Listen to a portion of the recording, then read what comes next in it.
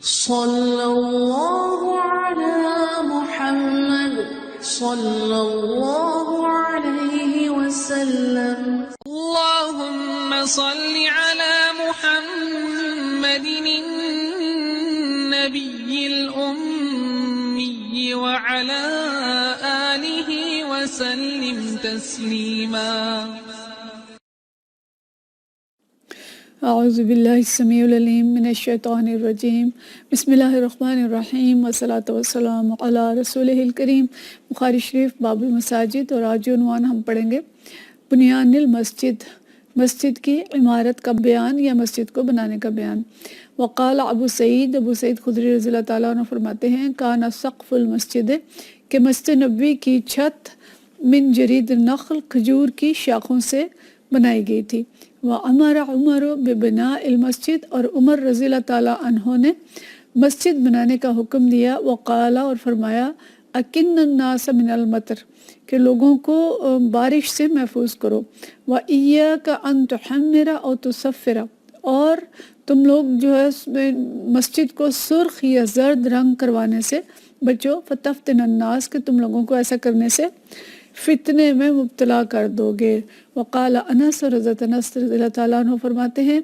یتباہون بہا، تم فخر و مباحات میں پڑ جاؤ گے، یعنی ایک دوسرے پہ فخر کرنے لگو گے مسجدوں کے بارے میں.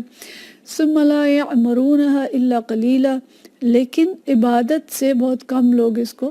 آباد کریں گے. وقال ابن عباس، اور ابن عباس رضی اللہ تعالیٰ عنہ فرماتے ہیں لا تزخرفنها كما زخرفت اليهود والنصارى، تم اس کی زیبائش کرو گے، اس کو سجاؤ بناؤ گے جیسے یہود و نصارہ نے اپنے عبادت خانوں کو، اپنے گرجوں کو ان کی زیبائش کی. تو اس باب میں مسجد کو بنانے اور نبی کریم صلی اللہ علیہ وسلم کی مسجد کی جو کیفیت تھی، حالت تھی کہ وہ کس طرح بنائی گئی تھی، اس کا بیان کیا گیا ہے. اور حضرت ابو سعید خدری رضی اللہ تعالیٰ عنہ جو بات فرماتے ہیں کہ نبی کریم صلی اللہ علیہ وسلم کی مسجد جو تھی اس میں جو اس کی چھت تھی وہ کھجور کی شاخوں سے بنائی گئی تھی. اور عمر رضی اللہ تعالیٰ عنہ نے فرمایا مسجد کی چھت بناتے ہوئے کہ چھت کا مقصد کیا ہے کہ لوگوں کو بارش سے بچایا جائے. اور انہوں نے فرمایا کہ تم اپنے آپ کو مسجد میں سرخ یا زرد رنگ کرنے سے، مطلب یہ ہے کہ مسجد میں گہرے رنگ و روغن اور اس نقش و نگار بنانے سے بچاؤ کہ جس سے نمازیوں کا دھیان جو ہے وہ مسجد کی طرف ہو جائے. اور فرمایا فتفتن الناس، ایسا نہ ہو کہ تم لوگوں کو آزمائش میں یا فتنوں میں مبتلا کر دو. اور حضرت انس رضی اللہ تعالیٰ عنہ نے اس طرف متوجہ کیا کہ ایک دور ایسا آئے گا کہ لوگ آپس میں مسجدیں بنانے پہ فخر کرنے لگیں گے کہ جی ہماری مسجد اتنی بڑی اور اتنی خوبصورت اور اتنی منقش اور شاندار، لیکن لوگ ان کو آباد کم کریں گے، آباد کرنے والے کم ہو جائیں گے. اور عبداللہ بن عباس رضی اللہ تعالیٰ عنہ نے بھی اسی خطرے کا اظہار کیا تھا کہ مساجد کی تم اسی طرح زیبائش اور سجاوٹ کرو گے جیسے یہود و نصارہ اپنے گرجوں کی کرتے ہیں. تو مقصد کیا ہے کہ اس سے لوگ بعض اہل علم جو ہیں وہ یہ کہتے ہیں کہ مساجد جو ہے بالکل سادی ہونی چاہیے اور ان کے اندر زیادہ نقش و نگار نہیں بنوانے چاہیے، اور ان کو زیادہ مزین کرنا اور ایک بڑھا چڑھا کے بنانا جو ہے یہ درست نہیں ہے. اور البتہ بعض لوگ، دوسرے علماء کا خیال یہ ہے کہ جب لوگ اپنے گھروں کو بہت خوبصورت بنانے لگ جائیں تو اس وقت مسجدیں بھی خوبصورت ہونی چاہیے کہ اللہ کا گھر جو ہے وہ دنیا کے گھروں میں کم تر نہ معلوم ہو. تو جو یعنی ایک طرز تعمیر یا ایک عمومی طور پہ گھر بنانے کے رویے ہوں، مسجد بھی اسی طرح کی ہونی چاہیے تاکہ مسجد کسی طرح بھی کم تر نہ لگے. حدیث اس میں ہے 435، اور یہ حدیث جو ہے یہ حضرت نافع سے روایت ہے. حدثنا نافع عن عبداللہ بن عمر سے وہ روایت کرتے ہیں اخبرہ، انہیں کہتے ہیں کہ خبر دی انہوں نے ان المسجد کان علی عہد رسول اللہ صلی اللہ علیہ وسلم، کہ نبی کریم صلی اللہ علیہ وسلم کے دور میں جو مسجد تھی مبنی باللبن، کہ یہ مسجد کچی اینٹوں سے بنی ہوئی تھی. وسقفہ الجرید، اور اس کی چھت جو تھی وہ کھجور کی شاخوں کی تھی. وعمدہ خشب، اور اس کے جو ستون تھے وہ کھجور کے تنوں کے تھے. خشب تنے کو کہتے ہیں خشب النخل، تو کھجور کے تنوں سے تھے. فلم یزد فیہ ابو بکر شیئا، حضرت ابو بکر صدیق نے اس میں کوئی اضافہ نہیں کیا. وزادہ فیہ عمر، حضرت عمر رضی اللہ تعالیٰ عنہ نے اس میں کچھ اضافہ کیا. وَبَنَاهُ عَلَى بُنْيَانِهِ فِي عَهْدِ رسول اللہ صلی اللہ علیہ وسلم، لیکن انہوں نے اس کو انہی بنیادوں پہ تعمیر کیا جن بنیادوں پہ وہ نبی کریم صلی اللہ علیہ وسلم کے دور میں تھی، باللبن والجرید، اور انہوں نے اسی طرح کچی اینٹوں سے اور کھجور کی شاخوں سے اس کو بنایا، وَأَعَادَ وَعَمَدَهُ خَشَبًا، اور یعنی انہی بنیادوں پہ اس کو دوبارہ بنا دیا، اور جو تنے تھے اس کے وہ بھی اسی طرح سے کھجور کے جو تنے تھے، یعنی اس کے ستون جو تھے وہ کھجور کے تنوں کے تھے۔ ثم غیرہ عثمان، حضرت عثمان رضی اللہ تعالیٰ عنہ نے اس میں کچھ تبدیلی کی، فزاد فیہ زیادۃ کثیرۃ، اور انہوں نے اس میں بہت زیادہ تبدیلی کر دی، وبنا جدارہ بالحجارۃ المنقوشۃ والقصۃ، تو انہوں نے اس کی جو دیواریں تھیں ان کو پتھروں سے، نقش پتھروں سے بنوایا اور چونا لگایا ان کی دیواروں پہ، اور جو ستون تھے وہ پتھر کے بنائے، اور وہ پتھر بھی کیسا تھا؟ منقوشتن، جو کہ نقش و نگار والا تھا، اور وسقفہ بالساج، اور جو چھت تھی وہ انہوں نے ساگوان کی لکڑی کی ڈلوائی۔ تو گویا اس چھوٹی سی حدیث میں ہمیں مسجد نبوی کی تعمیر اور اس کی توسیع دونوں کے بارے میں پتہ چل رہا ہے۔ تو اس کو ہم آج دیکھتے ہیں کہ کس طرح سے تعمیر ہوئی اور کس طرح سے اس کی توسیع ہوئی تھی۔ یہ جو تاریخ ہے مسجد کی ہمارے لیے انشاءاللہ دلچسپی کا باعث ہوگی۔ تو یہ ہم پیچھے پڑھ چکے ہیں کہ نبی کریم صلی اللہ علیہ وسلم جب مدینہ شریف تشریف لائے تھے تو پہلے قباء کے مقام پہ 14 روز قیام فرمایا تھا آپ نے، اور اس کے بعد آپ مدینہ شریف کی طرف آئے، اور جس جگہ پہ نبی کریم صلی اللہ علیہ وسلم کی اونٹنی بیٹھ گئی تھی حضرت ابو ایوب انصاری کے گھر کے سامنے، وہی جگہ جو تھی نبی کریم صلی اللہ علیہ وسلم نے مسجد نبوی کے لیے منتخب کی۔ اور یہ روایات میں یہ آتا ہے کہ یہ جگہ جو ہے یہ پہلے بھی نماز کے لیے استعمال ہوتی تھی، جو پہلے جو صحابی ہجرت کر کے پہلے آئے تھے، حضرت مصعب بن عمیر اور حضرت اسد بن زراح، یہ دو صحابی ہیں جو نبی کریم صلی اللہ علیہ وسلم کی تشریف آوری سے پہلے نماز پڑھایا کرتے تھے، اور یہ اسی جگہ پہ نماز پڑھاتے تھے جو بعد میں جہاں پہ مسجد نبوی بنی، لیکن بعد میں پھر نبی کریم صلی اللہ علیہ وسلم نے اس جگہ کو خریدا۔ یہ ہم پیچھے پڑھ چکے ہیں کہ بنی نجار سے خریدا، اور حضرت ابو بکر صدیق رضی اللہ تعالیٰ عنہ نے اس کی قیمت ادا کی، اور جو قبریں اور کھنڈر اور کھجور کے درخت تھے ان کو کھاڑ دیا گیا، اور کھنڈر کو برابر کر کے، جگہ برابر کر کے، تو وہاں پہ مسجد جو ہے وہ بنا دی گئی۔ تو یہ مسجد جو ہے یہ آپ صلی اللہ علیہ وسلم کی تشریف آوری کے بعد ماہ ربیع الاول 1 ہجری میں اس کی بنیاد آپ صلی اللہ علیہ وسلم کے دست مبارک سے رکھی گئی۔ اس مسجد کی لمبائی جو ہے یہ 70 ہاتھ اور چوڑائی تقریباً 60 ہاتھ تھی، جو تقریباً 35 اور 30 میٹر بنتی ہے، اور اس کا جو رقبہ بنتا ہے یہ 100 مربع میٹر بنتا ہے۔ اس کی جو چھت تھی یہ 5 ہاتھ بلند تھی، اور دیواریں، بنیادیں جو تھیں وہ پتھر کی بنائی گئی تھیں، اور دیواریں کچی اینٹوں کی، جیسے ہم نے ابھی حدیث میں پڑھا، اور ستون جو تھے وہ کھجور کے تنوں کے، اور چھت جو تھی وہ کھجور کی شاخوں سے بنائی گئی۔ اور یہ بھی ہم پڑھ چکے ہیں کہ آپ صلی اللہ علیہ وسلم بنفس نفیس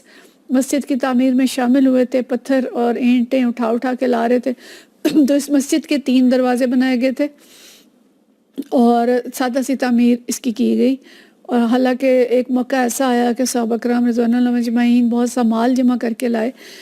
کہ مسجد کی عالی شان تعمیر کی جائے، لیکن آپ صلی اللہ علیہ وسلم نے اس سے انکار کر دیا۔ لیکن آپ نے اس مسجد کو آباد کرنے پہ زیادہ توجہ دی،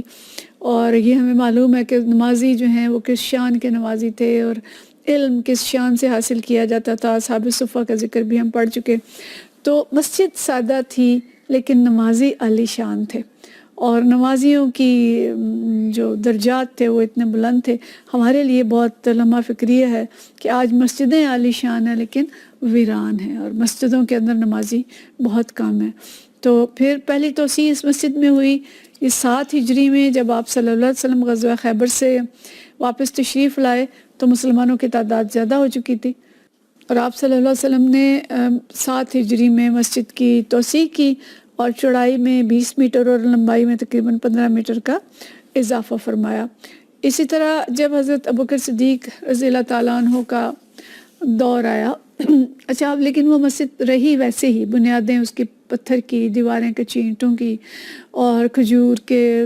تنوں کے ستون، اور چھت جو ہے وہ شاخوں سے بنائی گئی، اور اونچائی جو تھی تھوڑی سی اس کو اونچا کر دیا گیا، چھت جو ہے وہ تقریباً 7 ہاتھ اونچی کر دی گئی، اور یہ جو جگہ تھی حضرت عثمان رضی اللہ تعالیٰ عنہ نے خرید کے پیش کی۔ خلفائے راشدین کے دور میں ہم نے ابھی حدیث میں پڑھا کہ حضرت بکر صدیق رضی اللہ تعالیٰ عنہ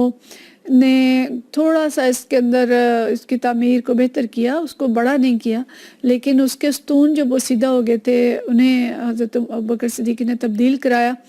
اور رہے ویسے ہی وہ کھجور کے تنوں کے، لیکن بوسیدہ ہو چکے تھے، ان کو بدلا اور کھجور کی ٹہنیوں کا ہی جو چھت ہے وہ بنایا، اور انہوں نے اس کے اندر کوئی تبدیلی نہیں کی۔ حضرت عمر رضی اللہ تعالیٰ عنہ کے دور میں آبادی زیادہ ہو گئی، نمازی بھی زیادہ ہو گئے، تو لوگوں نے مسجد کی توسیع کی درخواست کی،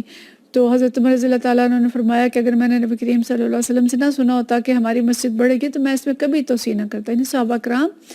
سنتوں پہ کس طرح سے عمل کرتے تھے اور کس طرح چمٹے رہتے تھے ان بنیادوں کے ساتھ جو نبی کریم صلی اللہ علیہ وسلم نے کھڑی کی تھی۔ تو 17 ہجری میں حضرت عمر رضی اللہ تعالیٰ عنہ نے اسی طرح ہی پختہ پتھر سے بنیادیں اور دیواریں جو ہیں وہ بنائیں، اور جو مسجد جیسے اینٹوں اور شاخوں سے بنی ہوئی تھی اس کو ویسے ہی رکھا۔ اس میں حضرت عمر نے تو کوئی توسیع نہیں کی تھی، لیکن حضرت ابوبکر نے کوئی توسیع نہیں کی تھی، لیکن عمر رضی اللہ تعالیٰ عنہ نے اس میں توسیع کی، لیکن بنیاد اور اس کی جو بنیادی تعمیر تھی وہ اسی طرح سے رکھی، اس میں کوئی تبدیلی نہیں کی۔ تو قبلہ کی طرف 5 میٹر توسیع کی، شمال کی طرف انہوں نے 15 میٹر، اور مغرب کی طرف 2 ستون جو ہیں وہ زیادہ کر دیے۔ تو اس طرح سے مسجد جو ہے اس کی لمبائی 70 میٹر اور چوڑائی جو ہے یہ 60 میٹر ہو گئی، اور اس کی چھت جو تھی پہلے 7-8 ہاتھ تھی، اب اس کو 11 ہاتھ تک بلند کر دیا گیا، اور ایک دروازہ جنوب کی طرف بڑھایا گیا، اور حضرت عمر رضی اللہ تعالیٰ عنہ نے اپنے مزاج کے مطابق عورتوں کے لیے ایک علیحدہ دروازہ بنوا دیا۔ ظاہر تعداد زیادہ ہو گئی تھی، عورتیں بھی زیادہ ہو گئی تھیں، تو ان کے لیے انٹرنس جو تھی وہ الگ کر دی، اور کنکریاں لا کے وادی عتیق سے تو مسجد کے اندر بچھا دی گئیں۔ ایک کام اور کیا حضرت عمر رضی اللہ تعالیٰ عنہ نے کہ مسجد کے آداب کو برقرار رکھنے کے لیے مسجد کے باہر ایک جسے ہم پنجابی میں تھڑا کہتے ہیں، ایک تھلا عربی میں اسے کہتے ہیں بطیحہ، صحن سا بنا دیا، اور اس صحن کو انہوں نے ایک جگہ متعین کر دی کہ جس نے بیٹھ کے باتیں کرنی ہیں، شعر کہنے ہیں، کوئی اور ایکٹیویٹی کرنی ہے وہ باہر بیٹھ کے کرے، اور مسجد کے اندر یہ سب کچھ نہ کیا جائے۔ حضرت اور یہ جو صحن ہے آج ہم دیکھ رہے ہیں کہ دونوں مساجد الحرام جو ہیں، مسجد نبوی اور خانہ کعبہ کے گرد جو مسجد ہے، دونوں کے باہر بڑے بڑے صحن جو ہیں وہ موجود ہیں، جہاں پہ بیٹھا جا سکتا ہے اور کھایا پیا بھی جا سکتا ہے اور باتیں بھی کی جا سکتی ہیں، لیکن مساجد کے اندر کا احترام جو ہے اس کو برقرار رکھنا چاہیے۔ تو حضرت عثمان رضی اللہ تعالیٰ عنہ کے دور میں تیسری توسیع ہوئی، یہ 29 ہجری کو ہوئی، اور حضرت عثمان نے تینوں اطراف میں، یعنی امہات المومنین کے جدر حجرے اور نبی کریم صلی اللہ علیہ وسلم کا روضہ شریف تھا، اس طرف کوئی توسیع نہیں کی، باقی تینوں اطراف میں 5-5 میٹر کی توسیع کی، اور عمارت انہوں نے منقش پتھروں سے اور چونے سے بنوائی، اور ساگوان کی لکڑی سے چھت بنوائی، یعنی اب کھجور کی شاخوں کی بجائے چھت لکڑی سے بنی، اور علماء لکھتے ہیں کہ ساگوان کی لکڑی انہوں نے ہندوستان سے منگوائی تھی جس کی چھت ڈالی گئی تھی، اور ستون جو تھے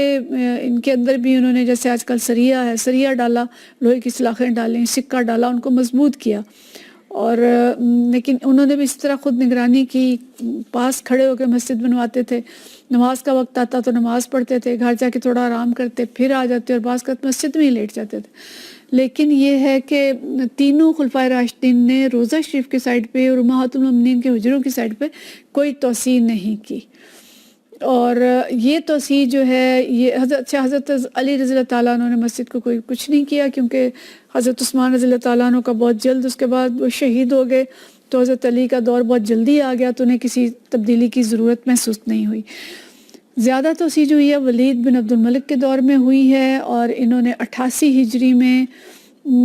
مسجد کی تعمیر و توسیع شروع کی۔ حضرت عمر بن عبدالعزیز جو ہیں وہ مدینہ کے گورنر تھے، تو انہوں نے خود اس کی نگرانی کی۔ مغرب میں 10 میٹر، مشرق میں 15 میٹر کی توسیع کی گئی، اور مینار چاروں طرف بنائے گئے، اور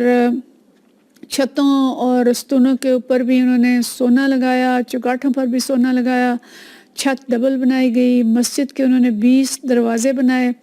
اور مسجد کی دیواروں کے اندرونی حصوں پر سنگ مرمر لگایا گیا اور رنگین پتھروں کے ٹکڑے اور سونا استعمال کیا گیا۔ اس میں جو صحابہ کرام اور علماء موجود تھے انہوں نے اس پہ آواز اٹھائی، لیکن فتنے کے ڈر سے کسی نے بہت زیادہ آواز نہیں اٹھائی،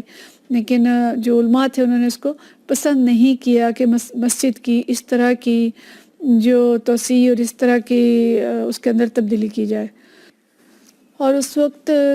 جو امہات المومنین تھیں ان سب کا انتقال ہو چکا تھا، تو لہٰذا انہوں نے ازواج مطہرات کے جو حجرے تھے ان کو بھی مسجد کے اندر شامل کر لیا۔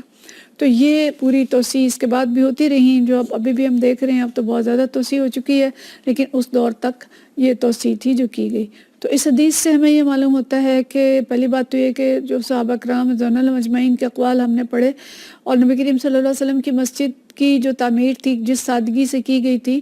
تو اس میں پہلا اصول یہی ہمیں پتہ چلتا ہے کہ مساجد کی تعمیر میں سادگی اور میانہ روی کا لحاظ رکھنا چاہیے،